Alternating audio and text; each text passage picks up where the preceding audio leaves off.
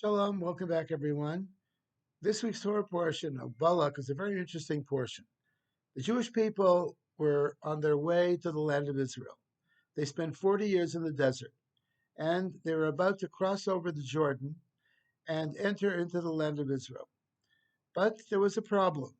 The king of Moab, which is probably today Jordan, was very nervous about the Jewish people crossing from his land into the land of Israel. After all, there were 2.5 million people, and the Jews had just conquered Sichon and Og, and he was very worried that they were going to conquer him as well. But he had nothing to worry about. They were not going to conquer anybody. They were going to continue on. They just needed to pass through his land. They needed a little kindness, a little hospitality, and it wouldn't kill them to give the Jewish people that kindness. So what did Balak do, the king of Moab? He decided, I am going to join together with my arch enemy in Midian. Midian is probably today Saudi Arabia, parts of Saudi Arabia.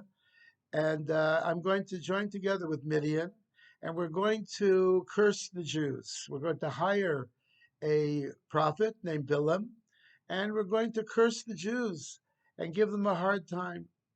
What was his problem? What was bothering him?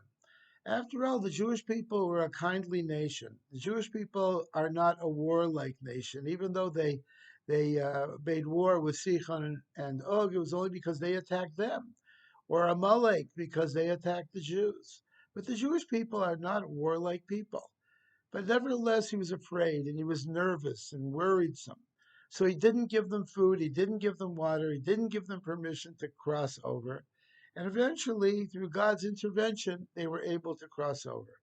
And the lesson for all of us is a very important lesson. Sometimes we get very worried about things that are just not worth being worried about, things that we are afraid of, things that are challenging to us, and that we only look at the bad, the negative side of life. And that negative side really holds us back from the goodness that we can create in the world. And unfortunately, so many times we do that.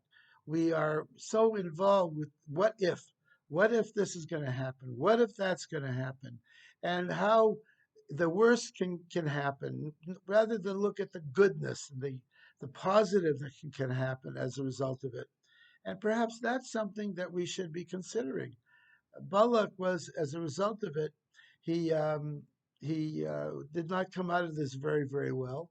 On the other hand, we know that Ruth came from Balak, and Mashiach comes from Ruth. So at the end, everything turned out just splendidly and just very well. We have to take that lesson to ourselves as well, not to look at the negative all the time, not to look at all the problems that could arise in life, but look at the positive that could happen as well. And that's, I think, the important lesson that is to be learned from this week's Torah portion. Candle lighting in San Diego will be at 7:40 p.m. And we want to wish you all a good Shabbos.